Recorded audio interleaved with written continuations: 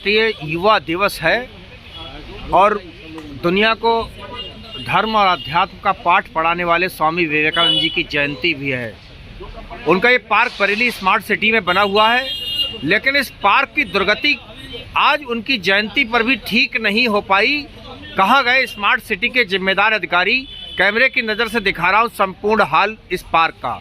सबसे पहले चलते हैं स्वामी विवेकानंद जी के पार्क के पास। किस तरीके से गंदगी, झाड़ू तक नहीं लगी है स्मार्ट सिटी के अंदर, जहां स्वच्छता के नाम पर लाखों रुपया खर्च किया जाता हो। झाड़ू खराब पड़ी है, टूटी पड़ी है, पत्तों का अंबार लगा हुआ है विवेकानंद जी की प्रतिमा के ठीक पीछे। कूड़ा कचरा, ऐसा लगता है कि स्मैकियों का बसेरा है। ये कंबल इस बात का प्रतीक है कि यहाँ पर स्मैकिये मौज करते हैं। इस विवेकानंद जी की पार्क के चारों तरफ का हाल मैं आपको दिखाने जा रहा हूँ। कैमरे की नज़र से देखते रहिए कितना बुरा हाल है विवेकानंद जयंती पर विवेकानंद जी के पार्क का। और इससे 10 कदम की दूरी पर है नगर निगम बरेली, जहां स्मार्ट सिटी से जुड़े कई अफसर बैठते हैं। महापौर डॉक्टर उमेश गौतम भी बैठते हैं, निधि गुप्ता वत्स, CEO स्मार्ट सिटी भी बैठती हैं। इंद्रदेव जी, क्या कैसा महसूस हो रहा है आज 12 जयंती पर 12 जनवरी? बहुत ही अफसोस लग रहा है देखकर कि महान अपने चिंतक और वेदांती जो है स्वामी विवेकानंद के जन्म दिवस पर इस पार्क में आके बहुत बुरा लग रहा है। और हम लोग तो यहाँ मानव सेवा क्लब के माध्यम से सफाई कर भी देते, लेकिन हालात ऐसे हैं कि इसकी हो नहीं सकती, क्योंकि पाइप लगा होता है तो हम लोग खुद धोकर या खुद झाड़ू लगाकर सफाई कर सकते थे। और स्मार्ट सिटी के उसमें ऐसा हाल देखने को मिलेगा, ये बहुत ही निंदनीय है, बहुत ही सोच से परी है। और फानन में अब शुरू हुई है जाकर सफाई। ये विवेकानंद पार्क है जिसके पत्तों पर भी अब पानी पड़ रहा है। कहीं ना कहीं ये बात महापौर डॉक्टर उमेश गौतम तक पहुंची, तभी उनके निजी सचिव सुभाष पांडे जो कैमरे में देख रहे होंगे अब पहुंचे हैं। लगातार फ़ोन गनगना रहे हैं और सफाई व्यवस्था भी अब दुरुस्त हो रही है।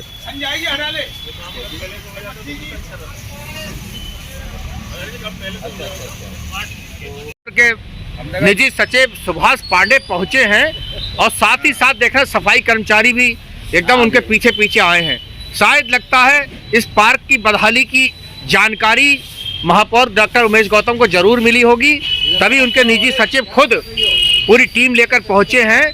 नगर निगम की 1-2 नहीं बल्कि कई सफाई कर्मचारी सुभाष पांडे के निर्देशन में मौके पर खड़े होकर ये करवा रहे विवेकानंद जयंती में पार्क की सफाई, जिस पर लोग नाराजगी जता रहे थे सुबह से।